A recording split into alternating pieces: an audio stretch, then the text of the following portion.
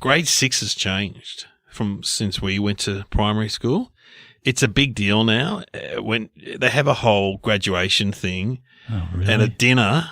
What? Yeah, they have a dinner. I couldn't believe this when my kids started primary school because all I can remember was at the end of grade 6, Noddy came up, punched me in the arm and said, "See you in high school, cockhead."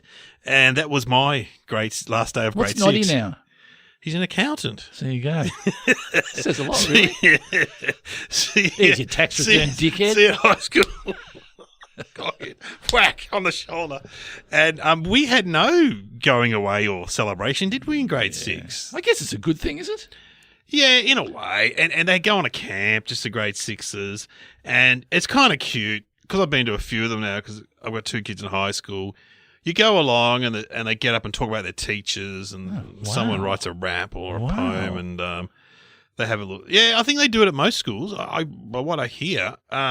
Anyway, this is just a state school, but the other thing they get, they all get a wind cheater with year of 2000 and grade 6 2021. The primary school on the front, and with all their names on it. That's just a money-making exercise. Is it? Is that what it's going on?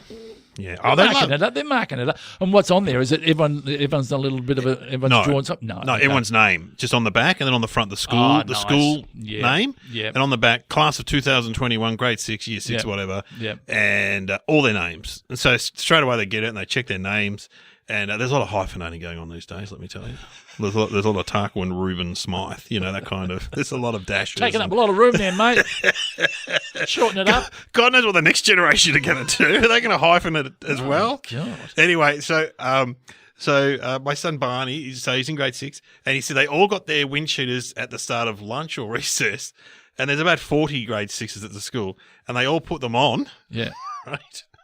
And they all walked around the school like a gang, making noises and saying "Colt" over and over. We're a Colt, and then started jumping up on the play equipment. So you can imagine 40 of the biggest kids in the school, moving around in a black. They're hoodies. These jumpers are hoodies in a black mass all together, and the principal came out and told them off and said they were intimidating the preps. Because I remember in grade 3, the grade 6s were big. Oh, they're even huge. They're bigger these days too. I reckon students, they've just got huge. Yeah, it's a food. They've got better food and nutrition. You know what they should have on the wind cheater? They should have the name and then the ailment. Like peanut allergy. Peanut allergy. ADHD. Yeah. Braces. Broken wrist. Speech impediment. Monkey parts. Got a limp. No one knows why. I said, and I saw a kid down at the local cafe, Henry, who's in Barney's class. He's in grade 5. And I said, "Hey, so tell me about when the grade 6s put on their jumpers and walked around the school." And he goes, "Yeah, they were a mob." Then he goes, "They were an angry mob." So, it's amazing. Oh, it just made me laugh. Well, what happens is that you go from primary school to secondary. So you go to a big fish, little fish. All of a sudden, and you lose all your. You go because sometimes, like where I was in Strathmore, which was kind of upper middle suburban, and then you had Pascoe Vale over the road. More working class. And then you had Oak Park up the road. Working class. And so there was some tougher guys coming to town. Yeah. So there were guys with mullets. Yeah. Oh, yeah. Guys with a bit of growth. Too, yeah. You got a few of the Greek guys. Guys who go up the Oval and smoke. Yeah. Smoke. Oh man, you go to high school now because people. Like I started primary school when I was 4. So when I finished high school, you were ahead of yourself, were you? Just mum wanted to get rid of us. And so we were 17, my brother and I, when we finished high school. But now everyone keeps their kids down because, they say with boys, they've got to start them a bit later, blah, blah. So when Barney's going to turn 19 in VC. He'll be driving to school. That's right, he'll be the guy of the car.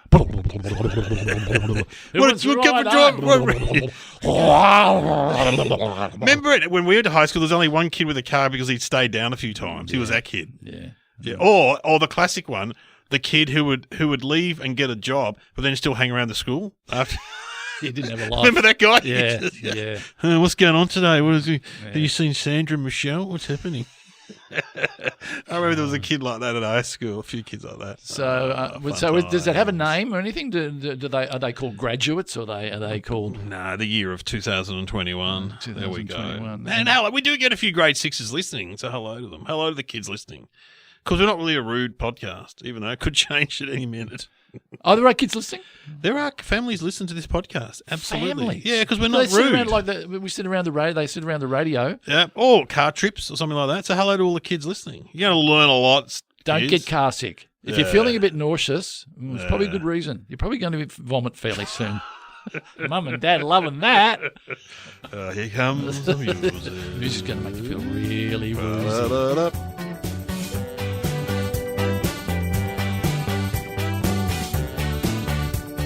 Hello and welcome to Somehow Related. Now please welcome your hosts Glenn Robbins and Dave O'Neill.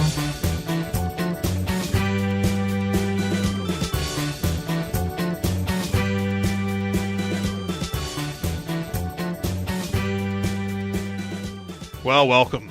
Hello to the podcast. Hello. Here we are. We're back in the studio. If you could go back to one year in your schooling years, if you could go back just for a day, what would you go back to? Primary, secondary? What year? Interesting. Yeah, I remember when I was about 14, it must have been some sort of puberty period. I remember feeling pretty confident. Oh, really? Pretty cocky? Yeah, pretty cocky, yeah. And I reckon that was year 9. Yeah. Because when I was a teacher, year 9 was trouble. Still is. Still, yeah. Still is. That's when they sent him away for a year. Yeah. Would you go back to primary or secondary? Because I was captain of Blue House, I'll have you know. At primary school? Yeah. I was vice captain of the B softball team. How shit is that? Well, we're the B softball team and I'm vice captain. That would be on your wind cheater. Yeah. Vice captain of the Bs. I don't know where I'd go back. And you're a vice captain. Vice captain of the softball team. Yeah, no, I loved primary school and I quite liked secondary school. Yeah. I loved high school generally. Yeah. I loved high school. Yeah, I had good mates and we all used to wear long pants with desert boots because we were all a bit surfy. Yeah, we had desert boots. Yeah. Yeah, I don't know. HSC was good fun. Because what happened at high school, and I tell my kids this, we started with maybe 150 kids at Mitcham High in Form 1, Year 7. Yeah. By the time we got to Year 12, most of them had left. So we were down to about 30 or 40 kids. Because, everyone became tradies or secretaries or hairdressers or whatever. And a lot of the dickheads got weeded out. All the tough guys left, actually. All those tough guys. Yeah. The ones that you were scared of, they all left. So I actually had a great Year 12. So I maybe Year 12, go back to Year 12. It's funny when you see the tough guys latter in life. In my school, a lot of them became real estate agents. I don't know if that's why, but they did. I remember seeing one of them up the snow, and I was with some of my new friends, and I ran, and I couldn't remember his real name. I could only remember his nickname, which was what? Cock. G'day, Cock. Hey, Cock. Hey, remember how we said those kids are listening? Oh, sorry. That's right. Sorry. That's not too bad. No, that's not too bad. That's his nickname. It's his nickname. And like so a rooster. I introduced him round and I went, this is Dave. Dave, this is Cock. Sorry, I can't remember your real name. Was he still a tough guy or? Nah, ish. No, not really. Yeah, they often. Yeah. They often crumble a bit, the tough guys. Yeah. If you've got love written across his fingers, then... Oh, no, that's tough. That's tough. That's tough. Love and hate. If they've done a bit of time, then that's the tough. real deal. That's the real deal. All right, so we should get our topics, shouldn't we? We've cracked on. Yeah, we got to work out how these topics are related, kids. This is how it works. What are the topics? Japanese police and futons. Wow, okay. Well, they're both... I believe futons are Japanese originally. I think what it was is that they are Japanese and they're a mattress that you can roll up, but then there was a guy, an American, who spent a lot of time in Japan, and he brought it home, as they do, and he did the conversion of, as in the bed. There's a table that turns into a couch, which means you're going, oh, you're working too hard here. The futon or the futon that was a couch, and then it laid down to be a bed. It was the futon is on the ground. Oh yeah. I went out with a girl. Oh, I had a futon. We used to call it the futile, and it's uncomfortable. It's all uncomfortable. Bumpy. And apparently, a big selling point, good for your back. Yeah, I don't know about that. No. When you go to Japan, whatever, I've been. Have you? Once. Yeah, I went to once. Well, yeah, for 5 days. It was great. I love Japan. We talked about Japan the other day because we're telling the kids about we went before we were kids, and it's good because it's so different from Australia, and it's and everyone's friendly, food's good, but you do sleep on futons in Japan. Futons. So the futons. So they go in some of the hotels. They go, do you want a Western room or a Japanese room? And my partner's like, oh, we want a Japanese room. I'm like, no. So seriously, one room. The futon was just on the ground. There was nowhere to sit. You either had to lie down or stand up. What do you tuck into? No, you don't. Does it have a thing attached to it? No. Does by the memory, duvet no. or whatever? What are the just a doona on it. Just a doona on it. And a sheet? Must be a fitted There's sheet. a sheet over fitted it sheet. by memory. But I know. just remember, and I remember the girl I went out with rolling it up. I remember rolling it up and stuff. Oh, it was so uncomfortable. But the idea is, it's a smart idea, is that you can have a bed and then you can put it away rolled up. Yeah, well, maybe that's a Japanese thing, lack of space. We bought something the other day from IKEA, and I didn't even ask what we were buying because we got some pillows, we got some others. I said, what's that? She goes, that's a mattress. And it was rolled up really tight. Wow. So it was like, a cylinder, which was about a foot across. And I mean, that's a mattress. And when they go poof, and they kind of puff up. Oh, wow. Yeah. So I don't know why we bought it. It must be because the grandchild having a bed or something. I don't know. Yeah, you can have a little... What's a bed is, whatever. Have his own room. Should have his own room at your house. It should have, up in the north wing of my place. Maybe build him a villa. I'll build him a villa. And the pool room. Yeah, over the pool. Oh, yeah, nice. next to the tennis court. Near the, and then when he's a polo teenager, field. he can turn into the bungalow. Bungalow. God. Bungalow. Anyway, the futon... Very uncomfortable. Never slept on one. Never will sleep. You've on never one. slept on one? Oh, I think I've laid on. Laid on one and gone. This is not for me. Yeah. Because people would try to tell you it was good for you. I don't think it's not why they were designed to be good for you. There's no doubt sleeping on an old mattress is like a hammock is not good for you. Yeah. How old's your current mattress? Oh, too old. Ours must be 20 years old. Do you turn it over? You're meant to turn it round and flip it over regularly. No, because you know why? It has a soft thing on the top of it, so you can't turn it over. It's got like a. Oh, no, but you can just take that off and flip it over. Oh no! I mean, it's like attached to the mattress, like a. Oh really? Yeah, it's like a layer of foam, or I don't know, something. Because I slept in the bed the other day that had a topper on it. Oh yeah, and how was that? Oh. So good. I want one now. I want one for the home bed. You want a topper? Well, I think it's a topper. It's like this foamy thing. When you got in, it just went, oh, hello. Come in. Come to me. Come to me. See, I'd love that. Yeah. But our bed at home is kind of like firm and fairly flat. King size there's a harness above it. And mirrors. Ours is queen, but the kids talk about they call me Dodge, which is like a mixture of Dad and Dave. They've the Dodge ditch. They reckon there's a ditch where I sleep. Yeah. They reckon there's an indentation. Yeah. Because I sleep right on the edge of the bed.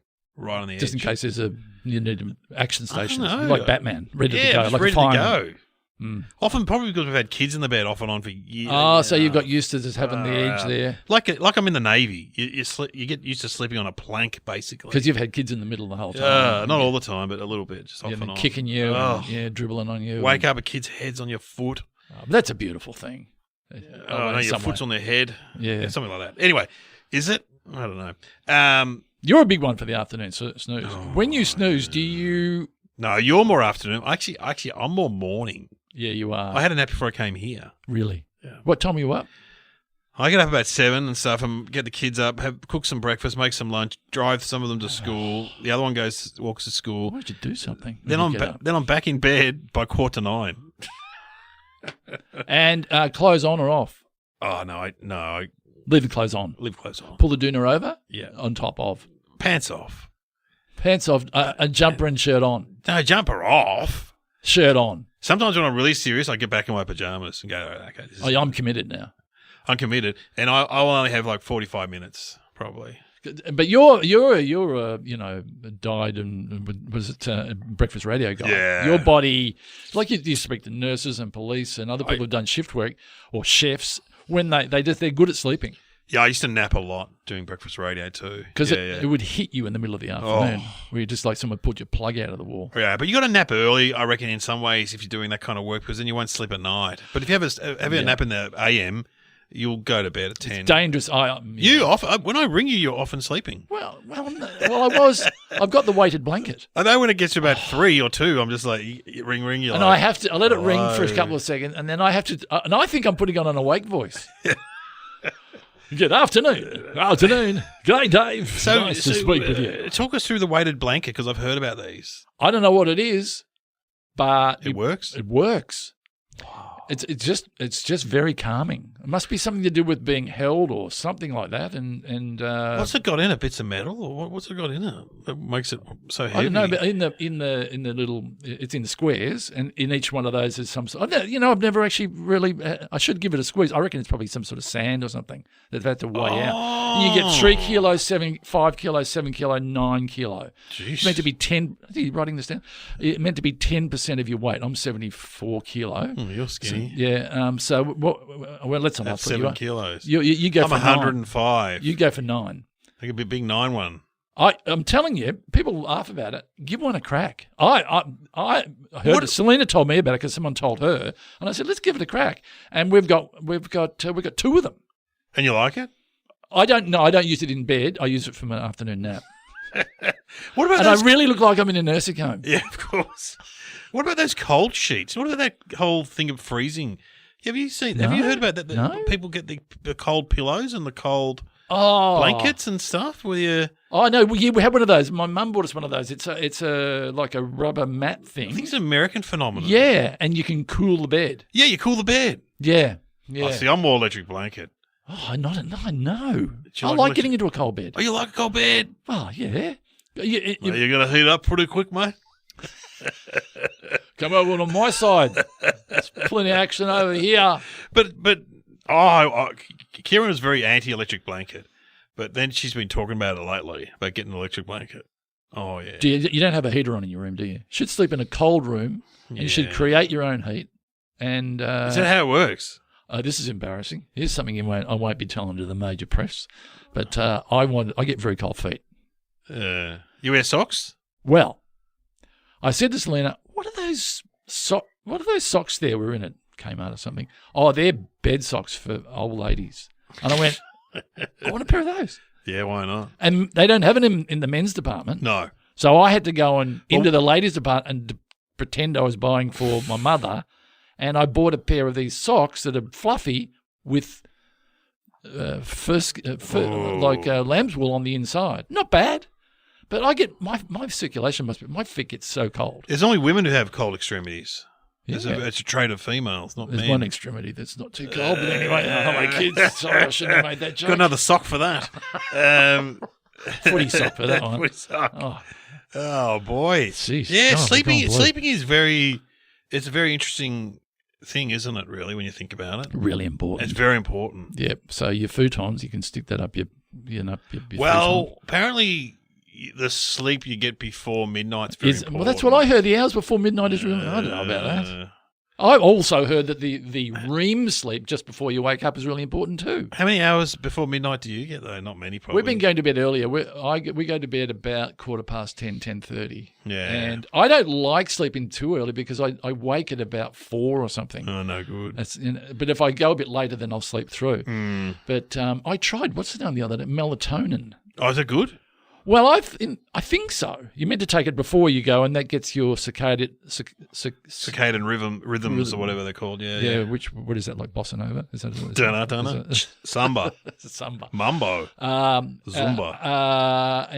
But I don't know whether you should use it regularly, like anything. But I take magnesium. Yeah. Magnesium something or other. I can find out for you if you like, but that's the one that can't. I get restless legs. So. Oh, you should try this. I'll send you that. You should try this magnesium. A friend of a friend is a doctor in emergency, and when they do the blood test on people in emergency, the number one thing they're often down on is magnesium. And you get magnesium. Really? Oh, God, this is incredible.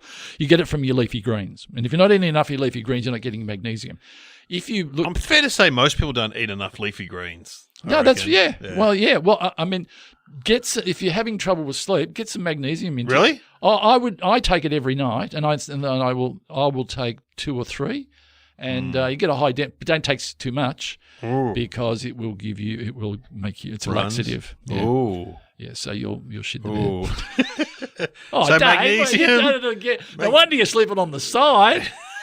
Magnesium or heroin? That'll put you off. Dad, what have you done in the bed? I've had too much magnesium. Okay, well, let's talk about Japanese police then. Well, you've been to Japan. You've seen Yeah. it. I know that they went through a period where they didn't have enough police. Now they've got too many police and the police are bored. You don't... Do you... You don't see crime. I can't imagine. I would have seen some police. Just They do a bit of that street work, like directing traffic. There's a bit of that going on in Japan. And it's with white gloves. White gloves? Yeah. And there's also the guys who I don't believe they are police, but it is actually true. They do have people that push you in the trains. Oh, yeah. Yeah, they do have those. I saw those people. A lot of pissed people in Japan. I just remember drunk. If you're out beyond 10 o'clock, there's a lot of guys in suits, the salarymen, and they were all like, they're all like bowing to each other. They're blind, but they're saying goodbye to each other. Like, and Kieran would say, it's like, good on you, mate. It's their version of good on you, mate. No, you're a good bloke. Yeah, no worries, mate. But they keep just bowing to each other, like to try and who could bow the lowest, like, and making this kind of guttural. Like, it's like, what's going on here? But the police, I got to say, I didn't see much police over there because you know why? They're very law-abiding, the Japanese. They are. The crimes, that's from what I've heard. The crimes tend to be committed by foreigners. They'll tell you. And is that because of their culture, or is it because they've been under the thumb? Oh, I think it's their culture. I think that it's very safe to walk around Japan. They always say they like to be racist, but most Japanese people I meet are absolutely delightful. Yeah, that's not positive. racist. No, meaning. That's like a. But you can't. Can you say if it? Okay, can you be racist by being positive? No, I don't. Because you can't assume that every Japanese person is good or bad. They're very friendly. Yeah, very friendly people. Very friendly. They're but friendly to the point where, and I found this out. Helpful to the point is they'd rather give you wrong directions than no directions. So right. They really want to help. Yep. And so they'll just have a crack and go, oh yeah, just go left and go right and then left and right again. Yep. Whereas they don't possibly know, but they were very friendly. The food was great. I remember that the food was great. So I know apparently that they're very low water buying, but the ones that are committing the crime are the older ones, and the prisons are full of 65-year-olds. Oh, really? Yeah. So they've had to come up with a whole system whereby they need help. In terms of their age, not in terms of being bad guys. What are the criminals called? The gyoza? No, is it the dumplings? I think they're the dumplings. Gyoza. There's the mafia over there. They have fried dumplings. Occasionally you'd see someone on the street, and they did stand out a lot because they had a lot of tattoos on their hands and stuff. The Japanese criminals. Yeah, they'd be tough guys. They look tough. Yeah, you bet. What were just by the by, was there any TV shows with Japanese police in it? What were the TV shows? There was a Japanese samurai. Was that? Yeah. Samurai. Yeah. Monkey? Was Monkey? I think Monkey was Japanese, wasn't it? Or was it Chinese? No, it must have been Japanese Monkey. Pixie. Samurai was and he was a... Astro Boy. Gigantor. Oh, yeah, well, cartoons, Japanese cartoons. They're great. Love them. Love them. Police. Yeah. The police. I did a bit of work for the police here. You did a bit of work for the coppers? Undercover. Oh, yeah. No, I did a thing for the ex-commissioner, Graham Ashton. I did something as Russell Court, helped him out, and got to know the police pretty well. And when you get pulled over? When I get pulled over, I pulled out the photograph of Graham Ashton, and they go, he's not in charge anymore. Blowing the bag. And didn't help at all. So it's been a bit of time out there, but very nice people. And as we always say, frontline. They're doing the police. Love the police. Love their work. They're always looking for new police. They're always... They've got ads on at the moment looking for new police. Yeah. And there's no height requirement anymore. So one of my friends, a guy who hangs around the milk bar, he joined. He hangs around the local milk bar because he knows Albert who runs it. And he was like a tradie. And then next minute he's in bloody uniform. And he's a little guy. He's very fit. But he said, there's no height requirement. So and their first gig is always booze bust. Yeah. So if you get booze busted, they'll be new. And as I did the other day, we told the story. And the guy didn't know who you were. And he had to pull a bit of paper out. No, that didn't matter, but he had to pull a bit of paper out. I have to warn you that if you do refuse to take this test, you will be... and you're reading it. You're reading it. You should be, In the TV show, they don't read it off a little bit of paper in their hand. No. I didn't say that. Coppers. All right, well, what thinking music can we have? Maybe a bit of monkey. Bit of monkey. Bit of some kind of bed stuff. Bit of a bed porn, ad. Bit of we can't. Again, we have children listening. Of course, yeah. A bit of a bed ad. What, Captain Snooze. Captain Snooze with Rod Quantock. Great man. With a chicken on a stick. Oh yeah. Could we have are there famous bed scenes in movies? Let's have a think about that. Where people are in bed together, or remember about the horses. What about in Godfather? The horse's head. So he's lying in bed. Yeah. And I think he feels something squelch, and he pulls his hand out from under, and it's covered in blood, and then he just flips the covers back. And the horse's head is there, which is his horse, obviously. And that always reminds me of Brad Oakes' great joke where he insults a mafia, and he wakes up the next day, and there's a horse's head in his bed, and he goes, "Oh no, I've eaten a whole horse." We could have that scene, but it's not. There's no dialogue in that. No, it's screaming. I remember there's a scene in. Who's the girl in it, and who's the guy in it? Oh God, Misery.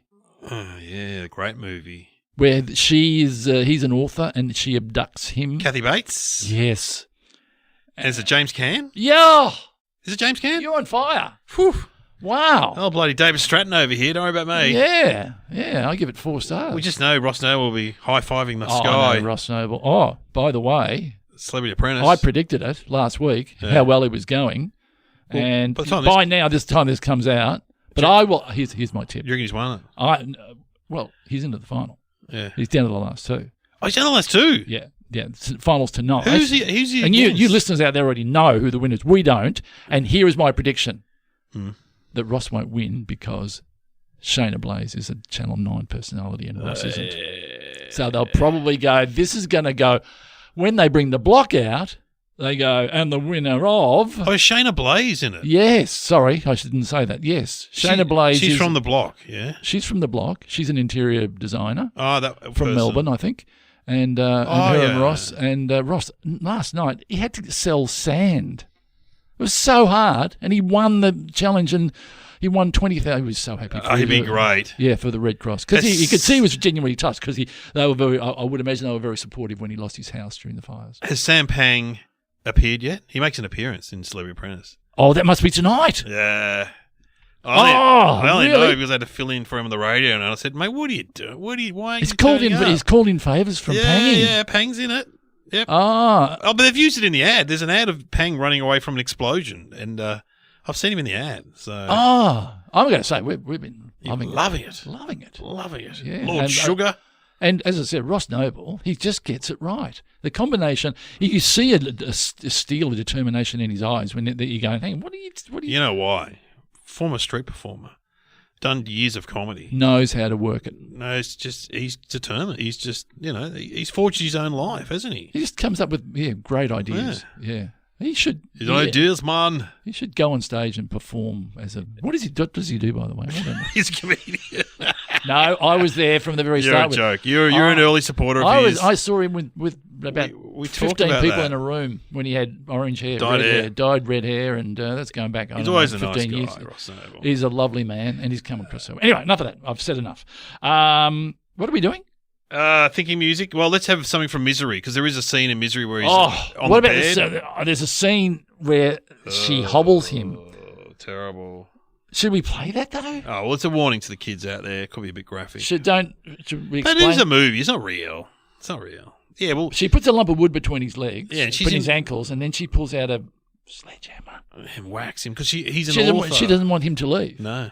And he, I don't know whether Sam's going to play the whole thing, but she probably has to go up to the part where she.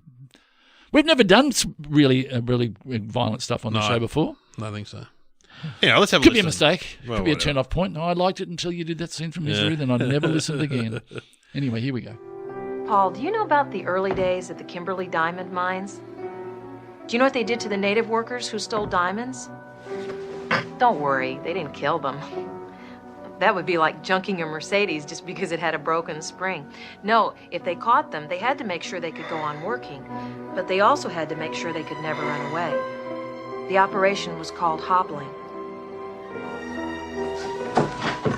Whatever you're thinking about doing, please don't do it.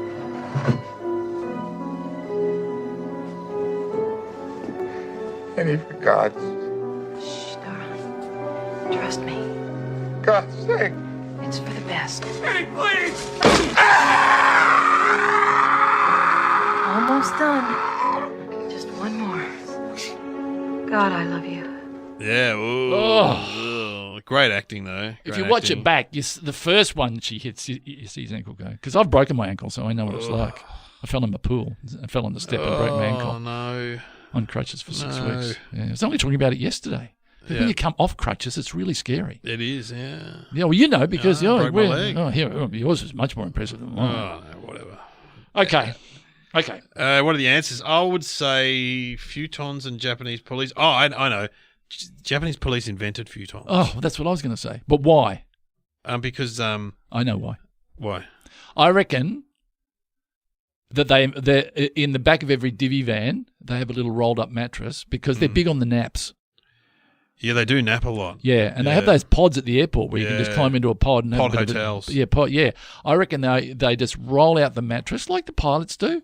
Roll out the mattress and they've gone roll it back up, put it back up, hide it away up in the cupboard there, and always ready for a sleep. Because if you're working shift work and they can't, because they probably live way out in the burbs, Yeah. so they can have a sleep and just work the next day. Maybe. You're yawning. Yeah, you're making me tired. You're thinking about bed. It's past your bedtime. You've missed your morning nap. So I did have a nap. do you think basically the same as me then? I didn't think that. I thought they just invented them. I don't know why. Maybe they want to keep the police awake and alert. So Maybe they have a hard mattress. maybe like I said with that IKEA thing, maybe they roll up futons and use them for crowd control. Like whacking. They could whack them with a futon. Wow. Maybe they've taken futons, like the rolled up ones, and you could use it as like a crowd controller, couldn't you? Yeah, true. Like Yeah. a baton. Yeah. Big giant baton. Yeah. What is the answer, Sam? I'm intrigued. The Japanese police have a lovely non-violent way of dealing with violent people.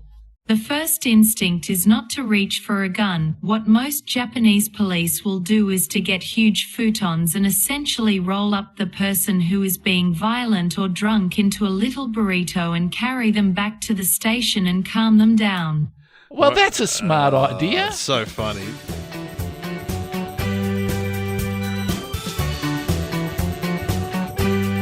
You have been listening to Somehow Related with Glenn Robbins and Dave O'Neill.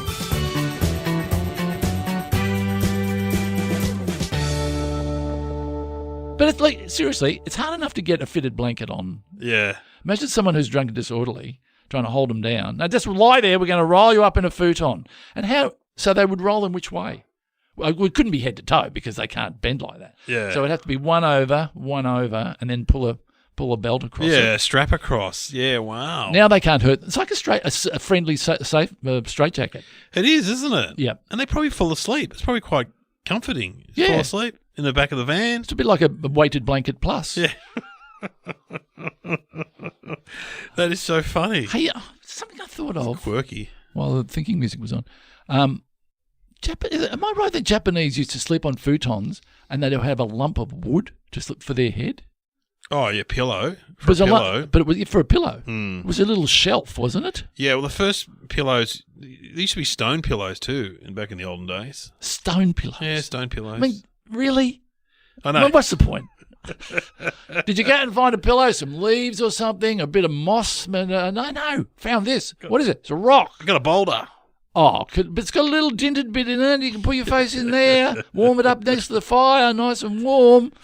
But the Japanese, I think they had like a little shelf where you put your head just back on a shelf and lie flat. Wow. Yeah. With the clock radio and the Clock radio. It's going to books. soften up my pillow. Yeah, I don't know. Weird. Oh, look, no, I don't want to say the wrong thing, but I don't know. They've got the futon, which is not really working for me. I've got the pillow that's not really working for me. So, anyway. They got the sushi. You like sushi, though. I'm big on sushi. Don't I go to the supermarket sushi, and I no. said to them the other day, loving your work, because it's good. I'm going, this is quality, Yeah. and it's not cheap though. No. No. But they don't eat sushi as a meal in Japan, though. It's more a snack. It's like Yeah. a snack food. Yeah. No, I get the Tuna roll. Yeah, it's already cut up, and I go, I'll have one, then I'll have two, then I'll have three, and then like the whole lot. And then I go, I like sleep it. now. I like it. Don't worry about that. I like it how you can get anything in sushi these days. Bit of calamari. I know. I don't think they're doing that in Japan. We've talked about that before. We're going, I think they're frying up schnitzels and chucking them in the middle yeah, of they're sushi. going, you're getting a bit of German. Hey, we'll learn from the Germans. Yeah. Like, I would like a bit of spaghetti bolognese sushi. Lasagna sushi. Yes. So you got a bit of rice, Bit of rice. little Seaweed. bit of seaweed. Then you got a bit of Bit of pasta lasagna. and a bit of meat. Yeah. And you chop. I mean, seriously, why not? I think you're onto it. Yeah. you're onto How about a something. meat pie sushi? How about pizza sushi? See, this is at our restaurant. God, the menu would be interesting. Flat balls. Flat balls And coming in at the end. Pizza sushi. Oh, So you guys God. have got pizza and sushi here? No. We combine them. Yep. Fish and chip. Yeah. I mean, I'll just a chip in a bit of sushi would be great. I'll just go get my wallet and I'll never come back, I reckon.